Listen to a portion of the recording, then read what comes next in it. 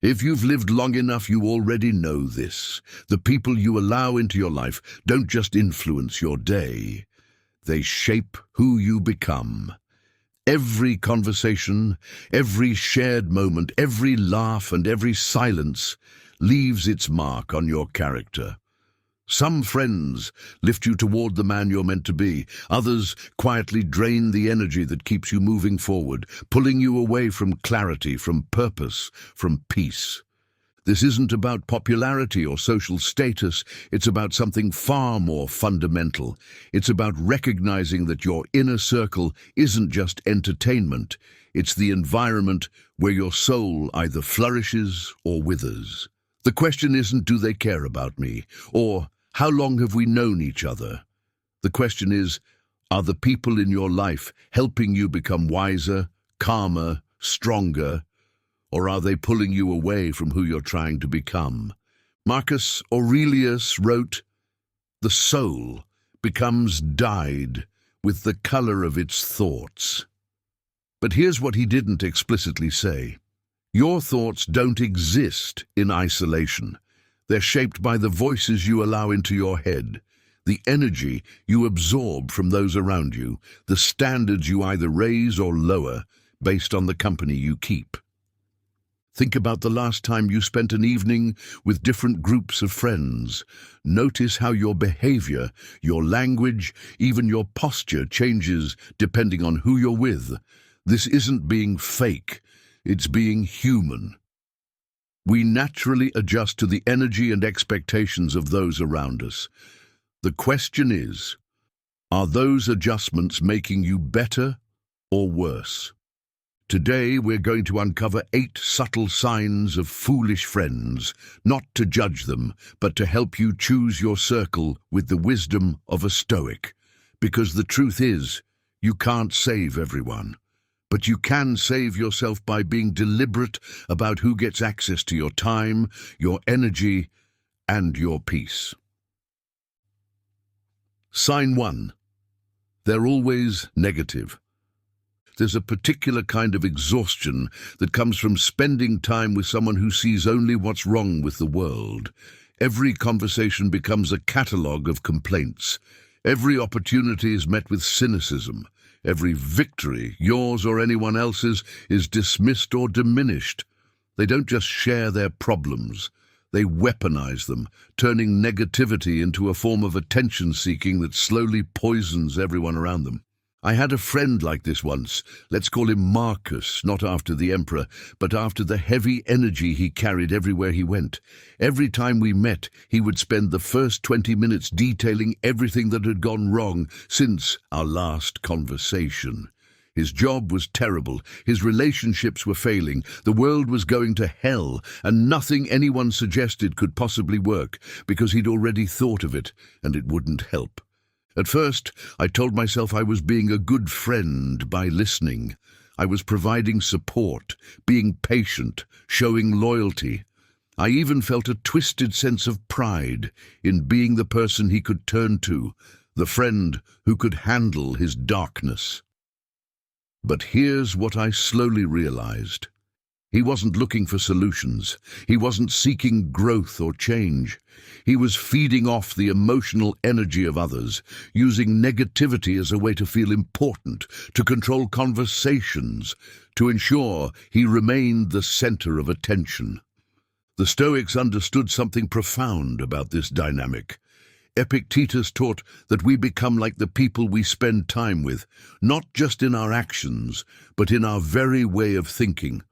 When you consistently expose yourself to negative thinking patterns, you begin to adopt them as your own. The brain doesn't distinguish between your thoughts and the thoughts you're constantly hearing from others. It simply absorbs and integrates whatever it's repeatedly exposed to. But there's something deeper here. Chronic negativity isn't just about mood, it's about a fundamental approach to life. It's the difference between someone who faces challenges with curiosity and resilience and someone who faces challenges with victimhood and resignation. A negative person has already decided that life is fundamentally unfair, that change is impossible, that hope is naive. They're not just sharing their perspective. They're trying to convert you to their worldview. After months of these conversations, I noticed something disturbing. I was starting to see problems everywhere too. I was becoming more cynical about my own goals, more skeptical about positive changes in my life, more prone to complaining rather than problem solving. The negativity was contagious, and I was infected. This is when I understood what Marcus Aurelius meant when he said the soul becomes dyed with the color of its thoughts. But it's not just your own thoughts that do the dyeing. It's the thoughts you allow into your mental space repeatedly. Your mind is not a democracy where every voice gets equal time. It's a sacred space that deserves protection. The moment of clarity came when I realized I was starting to dread our meetings. I would feel anxious before seeing him, knowing that I would leave feeling heavier than when I arrived. That's when I knew something had to change. A wise man doesn't call chaos loyalty. Supporting someone through genuine hardship is what friends do. That's love in action. But enabling someone's commitment to negativity, allowing them to use your emotional energy as fuel for their pessimism, that's not friendship. That's enabling their weakness while weakening yourself. Sign 2. They gossip and betray trust. Trust is the foundation of every meaningful relationship. It's what allows us to be vulnerable, to share our struggles and our dreams, to ask for help when we need it. But some people treat trust like currency, something to be spent for social advantage, entertainment, or power over others. I learned this lesson through someone I'll call Paul. He was charming, funny, the kind of person who made every gathering more interesting. He had a gift for making you feel like the most important person in the room when you were talking to him. He listened intently, asked thoughtful questions, and seemed genuinely invested in your life. But Paul had a fatal flaw. He couldn't keep anything to himself. The first time I noticed it, I was at a party where Paul was telling a story about another friend's relationship problems that had been shared with him in confidence during a difficult time. He wasn't being malicious. He was being entertaining. The story was funny, the details were juicy, and everyone was laughing. But I felt something cold settle in my stomach as I realized that this friend's private pain had become Paul's social currency. Over time, I started to notice the pattern. Paul always had the best stories because he was always sharing other people's secrets. He knew who was struggling financially, who was having marriage problems, who was dealing with family drama. And he used this information to make himself the center of social circles. People gravitated toward him not because he was trustworthy, but because he was a reliable source of information about everyone else. The moment of complete clarity came when I heard my own words coming out of Paul's mouth at a different gathering. A private conversation about my career struggles, shared during a vulnerable moment, had become one of his anecdotes. The details were slightly altered, the context was different, but the core of what I had shared in confidence was now entertainment for strangers. This is when I understood something crucial about gossip. It's not just about sharing information. It's about power. The person who knows everyone's secrets holds a particular kind of social power. They become the hub through which information flows, the person others come to for inside knowledge, the one who seems to be at the center of every social network. But this power comes at a cost, the destruction of trust. Seneca wrote about friendship as one of life's greatest goods, but he was clear that friendship requires what he called fides: faithfulness, reliability, trustworthiness. A friend is someone who guards what you've shared with them as carefully as they guard their own secrets. They understand that when you confide in them, you're not just sharing information, you're sharing a piece of your soul. The psychology behind gossip reveals something important about character. People who consistently gossip are often dealing with their own insecurities and need for social validation. They share others' secrets because they don't have enough of their own value to contribute to conversations. They betray trust because they prioritize short-term social gain over long-term relationship building. But here's what's really insidious about gossip. It creates a false sense of intimacy. When someone shares other people's secrets with you, it feels like they're bringing you into their inner circle, like you're special enough to be trusted with this information. But the reality is the opposite. If they're willing to betray others' trust with you, they're willing to betray your trust with others. After the incident with Paul, I had to make a choice. I could continue the friendship, but with the understanding that anything I shared might become public knowledge. Or I could recognize that trust, once broken, is nearly impossible to rebuild.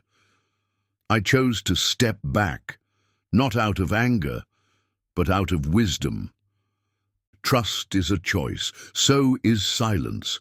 A wise man guards what's sacred, and your confidence should never be for sale, no matter how entertaining the price might seem. Sign 3. They're never there when you need them.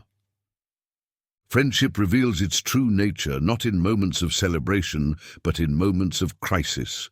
Anyone can show up for the good times, the parties, the successes, the easy conversations over coffee. But who shows up when life gets heavy? Who remains present when you're not at your best, when you have nothing to offer except your need for support? I think about my friend Daniel, who learned this lesson in the most painful way possible. Daniel was one of the most generous people I've ever known. He was always available when others needed help, moving apartments, relationship advice, career guidance, financial emergencies. His phone was constantly buzzing with requests from friends who knew they could count on him. He took pride in being the person others turned to in times of trouble. Daniel's life looked full from the outside. He was always busy with social plans, always helping someone, always surrounded by people who seemed to value his presence. But when Daniel faced his own crisis, a serious health scare that required surgery and months of recovery, something revealing happened. The friends who had always been quick to ask for his help suddenly became hard to reach. Some disappeared entirely, claiming they were too busy to visit or even call. Others sent perfunctory text messages but never followed up. A few made promises to help that they never kept. The vibrant social circle that had seemed so robust when Daniel was the one giving suddenly felt hollow and conditional when he was the one in need. This wasn't about people having their own problems. Everyone has their own struggles. This was about a pattern of taking without giving, of treating friendship like a one-way street where Daniel was always the driver and never the passenger. These weren't friends. They were beneficiaries of his generosity who had never learned to reciprocate. Seneca understood this dynamic deeply. He wrote that a true friend is someone who helps in times of trouble, not just in times of happiness. The test of friendship isn't whether someone enjoys your company during the good times. It's whether they remain present during the difficult ones. The psychology of fair-weather friendships reveals something important about human nature. Some people are drawn to relationships not out of genuine care, but out of what psychologists call transactional motivation. They maintain relationships based on what they can get from them. They're friendly when it benefits them, available when it's convenient, supportive when it costs them nothing. But here's what's particularly insidious about these relationships. They often feel genuine during the good times. The fair-weather friend can be charming, fun, even seemingly caring, as long as the relationship remains easy and beneficial to them. It's only when life gets complicated that their true nature reveals itself. Daniel's experience taught him something that many of us learn too late. The size of your social circle means nothing if it shrinks to zero when you actually need support. It's better to have 2 friends who will show up during your darkest hour than 20 friends who will only show up for your birthday party. The Stoic response to this realization isn't bitterness, it's clarity. Once you understand that someone is only available during your peak moments, you can adjust your expectations accordingly. You can enjoy their company during the good times without expecting them to be there during the difficult ones. Fair-weather friends shrink when life gets heavy. A Stoic chooses those who stay, not just those who entertain. Because when the storms of life come, and they will come, you want to be surrounded by people who know how to hold steady. Sign 4. They undermine your principles. Your principles aren't restrictions. They're the foundation of your character. They're the non-negotiable standards that define who you are when no one is watching, the internal compass that guides your decisions when external pressures mount. But some friends see your principles not as admirable qualities to respect, but as inconvenient obstacles to their idea of fun. These are the friends who roll their eyes when you decline a 3rd drink because you've committed to moderation, who mock your dedication to your morning routine, your commitment to saving money, your decision to speak honestly even when it's uncomfortable. They frame your discipline as rigidity, your integrity as naivety, your growth as pretentiousness. I remember a friend who would constantly pressure me to abandon my principles in small ways. He'd suggest I call in sick to work when I wasn't actually sick, just to hang out. He'd encourage me to spend money I had earmarked for savings on spontaneous purchases. He'd mock my reading habits as too serious and suggest I was wasting time on self-improvement instead of just living life. At first, I thought he was just being playful, trying to help me loosen up and enjoy myself more. But over time, I realized something deeper was happening. My commitment to certain principles made him uncomfortable because it highlighted his own lack of discipline. My consistency in small things made his inconsistency more visible, and rather than examine his own choices, he preferred to undermine mine. This dynamic is more common than we might think. When someone is living according to clear principles, it creates a subtle pressure on those around them to either raise their own standards or find ways to bring that person down to their level. Some people choose growth, others choose sabotage. Marcus Aurelius understood this tension. He wrote, "Just that you do the right thing. The rest doesn't matter." This wasn't about moral superiority or judgment of others. It was about the recognition that living according to your principles will sometimes make others uncomfortable, and that their discomfort is not your responsibility.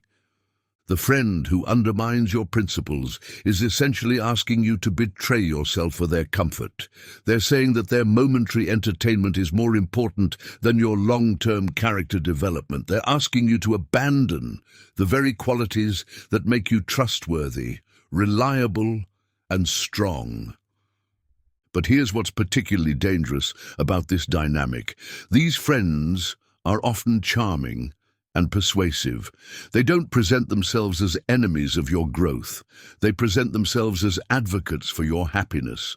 They frame your principles as burdens you need to be freed from, rather than strengths you need to cultivate. The psychology behind this behavior often stems from their own internal conflicts. People who consistently undermine others' principles are usually struggling with their own lack of direction or discipline. Rather than do the hard work of developing their own character, they find it easier to convince others to lower their standards. The test of a true friend isn't whether they share all your principles, but whether they respect your commitment to them. A genuine friend might not understand why you wake up at 5 a.m. to exercise, but they won't mock you for it. They might not share your financial discipline, but they won't pressure you to abandon it. A Stoic never abandons his principles to keep someone's company. This doesn't mean being rigid or judgmental. It means being clear about what you stand for and unwilling to compromise those standards for social acceptance. Sign 5. They're jealous of your success. True friendship celebrates growth. When someone you care about achieves something meaningful, a promotion, a personal breakthrough, a moment of genuine happiness, your natural response should be joy for their success. But some people can't celebrate others' victories because they're too busy comparing them to their own perceived failures. I learned this lesson through a friendship that started with genuine mutual support but slowly transformed into something uncomfortable and competitive. Let's call him James. We started our careers around the same time in similar fields, with similar goals. In the beginning, we were great accountability partners, sharing our struggles, celebrating small wins, motivating each other through difficult periods. But as time went on, our paths began to diverge. Some of the risks I had taken began to pay off. Some of the disciplines I had maintained began to show results. And instead of celebrating these developments, James began to respond with subtle, undermining comments. When I shared good news, he would immediately follow up with reasons why it might not last, or ways it could go wrong, or comparisons to people who had achieved even more. What made this particularly painful was that James was skilled at disguising his jealousy as concern. He wasn't overtly hostile. He was just being realistic or trying to keep me grounded. But the pattern was clear. Every positive development in my life was met with skepticism, minimization, or immediate redirection to his own struggles. The psychology of jealousy in friendship is complex and often unconscious. James wasn't deliberately trying to hurt me. He was trying to protect his own ego from the discomfort of comparison. When someone close to you succeeds in ways you haven't, it can trigger deep insecurities about your own progress, your own choices, your own worth. But here's what jealousy does to friendship. It transforms what should be a supportive relationship into a competitive one. Instead of being teammates working toward mutual growth, you become opponents where one person's success feels like the other person's failure. Marcus Aurelius understood this dynamic and offered a profound alternative perspective. He wrote about the importance of recognizing that we're all part of the same whole, that another person's success doesn't diminish your own possibilities, but actually expands them. When someone in your circle achieves something meaningful, they're proving that such achievement is possible. The most insidious form of jealousy in friendship is when it disguises itself as protection or wisdom. The jealous friend will claim they're just looking out for you when they minimize your achievements. They'll say they're being realistic when they predict your failure, but genuine care looks different. A true friend might express concerns about specific risks you're taking, but they do so in a way that supports your growth rather than undermining your confidence. After months of this dynamic with James, I realized something important. I had started editing my good news before sharing it with him. I would minimize my own achievements to make him more comfortable, or avoid sharing positive developments altogether to prevent his negative responses. This is when I understood that jealousy in friendship isn't just harmful to the jealous person. It's harmful to both people involved. It forces the successful friend to choose between authentic sharing and relationship maintenance. Your success should never require you to dim your light. A true friend will celebrate your victories as their own, will find inspiration in your growth, will use your achievements as evidence of what's possible rather than proof of what they're lacking. Sign 6. They drain your energy. Energy is finite. Each day you wake up with a certain amount of mental, emotional, and physical energy to invest in your relationships, your work, your growth, and your peace. Some people add to that energy through their presence. They're encouraging, inspiring, or simply pleasant to be around. Others are net drains.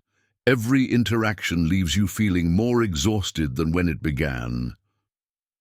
The energy-draining friend is often hard to identify because they're not necessarily dramatic or overtly problematic. They might be perfectly nice people who simply require more emotional labor than they give back.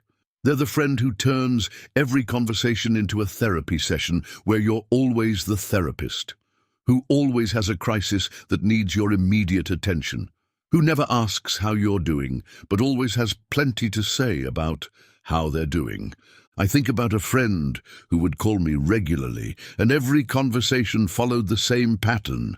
She would launch immediately into whatever was troubling her: work stress, relationship drama, family issues, health concerns. I would listen, offer support, ask thoughtful questions, provide whatever wisdom I could. The conversation would end with her feeling better and me feeling depleted. What made this particularly draining was that the problems never seemed to change. We would have the same conversation about the same issues month after month, year after year. She wasn't looking for solutions or growth. She was looking for emotional regulation, and she had outsourced that regulation to me. The turning point came when I realized that she had never once asked me how I was doing. Not once in years of friendship had she inquired about my struggles, my goals, my life beyond how it related to solving her problems. The relationship had become completely one-sided, with me giving emotional energy and receiving nothing in return. This dynamic is more common than we might think, especially among naturally empathetic people who pride themselves on being good listeners and supportive friends. But there's a difference between being supportive during someone's difficult period and being someone's primary source of emotional regulation on an ongoing basis. Seneca wrote about the importance of choosing friends who make you better, not just friends who make you feel needed. The energy-draining friend often makes you feel needed, valuable, important. But they don't make you better. They don't contribute to your growth, your happiness, or your peace.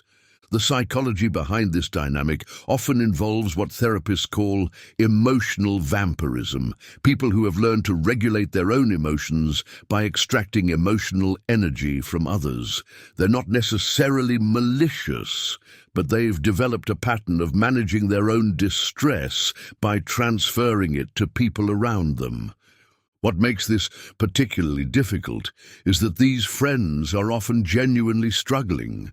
Their problems are real, their pain is legitimate, their need for support is understandable.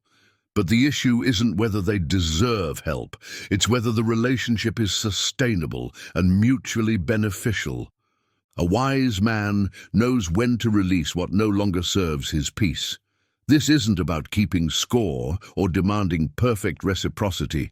It's about recognizing when a relationship has become fundamentally unbalanced and unsustainable.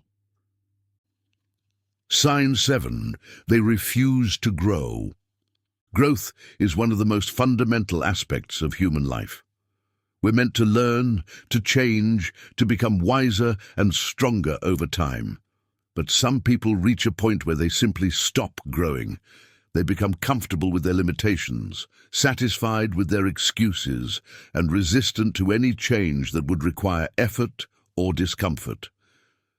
The friend who refuses to grow is often someone you've known for a long time, someone who was fine company during a particular phase of your life, but who has remained frozen in that phase while you've continued to evolve. They're still telling the same stories, complaining about the same problems, making the same mistakes, and offering the same excuses they were 5 years ago. I think about David, a friend from college who I remained close with for years after graduation. David was intelligent, funny, and had tremendous potential. But somewhere along the way, he made a decision, conscious or unconscious, to stop pushing himself. He settled into a job he disliked but wouldn't leave, remained in a relationship that clearly wasn't working but wouldn't address, and developed a pattern of blaming external circumstances for his dissatisfaction. Every time we met, David would spend considerable time explaining why his life wasn't where he wanted it to be. The economy was bad, his boss was unreasonable, his girlfriend was demanding, his family was unsupportive. He had an explanation for everything, but no plans for anything. He had become an expert at articulating his problems, but had lost all interest in solving them. What made this particularly frustrating was that David was clearly capable of much more. He was smart enough to see the patterns in his life, aware enough to identify the problems, and resourceful enough to make changes. But he had chosen comfort over growth, familiarity over progress, complaints over action. The psychology behind this refusal to grow often stems from fear. Fear of failure, fear of discomfort, fear of the unknown. Growth requires leaving behind familiar patterns and venturing into uncertain territory. For some people, this level of vulnerability feels too risky. But there's also something else at play, the secondary benefits of staying stuck. When you're perpetually struggling with the same problems, you receive attention, sympathy, and a sense of identity from your struggles. David had become so identified with his problems that solving them would have required becoming a different person entirely. Epictetus understood this dynamic and offered a profound insight. Don't explain your philosophy, embody it. David had become very good at explaining why he couldn't change, but he had lost all interest in embodying change. This creates a particular challenge in friendship. How do you maintain a meaningful relationship with someone who has stopped growing? How do you connect with someone who is committed to remaining the same while you're committed to becoming better? The Stoic approach isn't to judge or condemn friends who refuse to grow. It's to recognize that growth is a choice, and not everyone will make that choice. You can care about someone without being dragged down by their refusal to change. But there's also a practical consideration. Spending significant time with people who refuse to grow can subtly undermine your own growth. Their resistance to change can become contagious. Their comfort with mediocrity can lower your own standards. You can't carry those who refuse to walk beside you. Sometimes the most caring thing you can do is to continue your own journey and hope that your example might someday inspire them to begin theirs again. Sign 8. They make life about themselves. The foundation of any healthy relationship is reciprocity, the natural give and take that occurs when two people genuinely care about each other's well-being. But some people approach relationships like they're the star of a one-person show, where every conversation, every interaction, every shared experience somehow revolves around their needs, their problems, their interests, their perspective. These are the friends who can turn any topic into a story about themselves. You mention a challenge you're facing at work, and within minutes they're telling you about their own workplace drama. You share excitement about a personal achievement, and they immediately redirect the conversation to their own accomplishments. This self-centeredness is often subtle and socially skilled. The self-focused friend doesn't necessarily interrupt or dominate conversations in obvious ways. Instead, they've developed sophisticated techniques for making themselves the center of attention, while appearing to be engaged with others. I remember a friendship that took me years to fully understand. Sarah was charming, articulate, and seemed genuinely interested in my life. She would ask thoughtful questions about my work, my relationships, my goals. But over time, I began to notice a pattern. Every question was a setup for her own story. Every piece of advice she offered came with extensive examples from her own life. The turning point came during a particularly difficult period in my life when I was dealing with a family crisis. I called Sarah looking for support, and she listened for about 5 minutes before launching into a 30-minute monologue about her own family drama from several years earlier. By the end of the conversation, I was offering her comfort and advice instead of receiving it. Marcus Aurelius wrote, "We were born for cooperation, but cooperation requires the ability to step outside your own perspective and genuinely consider someone else's experience. The self-centered friend has lost this ability, not because they're incapable of empathy, but because they've become so focused on their own internal experience that they can't truly see others." The psychology behind this behavior often stems from deep insecurity and a need for constant validation. The self-focused friend doesn't make everything about themselves because they're arrogant. They do it because they're constantly seeking proof that they matter, that their experiences are significant. But here's what's particularly damaging about these relationships. They slowly train you to minimize your own needs and experiences. When you know that sharing something about your life will immediately trigger a longer story about their life, you start editing yourself. Over time, you find yourself becoming a supporting character in your own friendship. Your role becomes that of audience, therapist, and cheerleader, while their role remains that of star, patient, and central focus. A true friend makes space for you, just as you do for them. They understand that friendship is not a performance where one person entertains the other, but a mutual relationship where both people feel seen, heard, and valued. Closing. The circle that shapes you. We've examined 8 signs of foolish friends, but the deeper truth is this. The people you keep close don't just influence your mood or your day, they shape the very core of who you become. Every conversation, every shared experience, every moment of connection or disconnection contributes to the person you're becoming.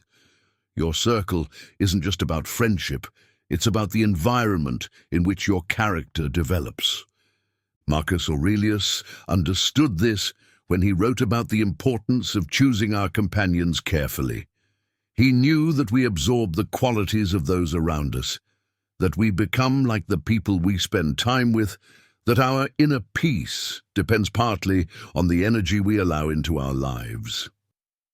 But here's what the Stoics also understood. Choosing your circle wisely isn't about being judgmental or abandoning people who are struggling. It's about recognizing that you have limited time and energy, and that how you invest those resources will determine the trajectory of your life. This doesn't mean perfection. It doesn't mean surrounding yourself only with people who never face difficulties or make mistakes. It means being intentional about who gets access to your inner world, who influences your thoughts, who shapes your standards, who either lifts you up or pulls you down. The 8 signs we've discussed: chronic negativity, betrayal of trust, absence during crisis, undermining of principles, jealousy of success, energy drainage, refusal to grow, and self-centeredness, are patterns that reveal character. They show you who someone really is when the stakes are real, when comfort is challenged, when growth is required. As Epictetus taught us, seek people who will make you better, not those who flatter you or drain you. This isn't about finding perfect people. It's about finding people who are committed to growth, who respect your journey, who celebrate your victories and support you through your struggles. Your circle shapes your soul. Choose wisely, because the truth is, 10 years from now, you'll be a slightly different version of who you are today. The question is, will that change be guided by the wisdom of those who challenge you to grow, or by the dysfunction of those who keep you stuck? The people in your life are either contributing to your strength or feeding your weakness. They're either helping you become the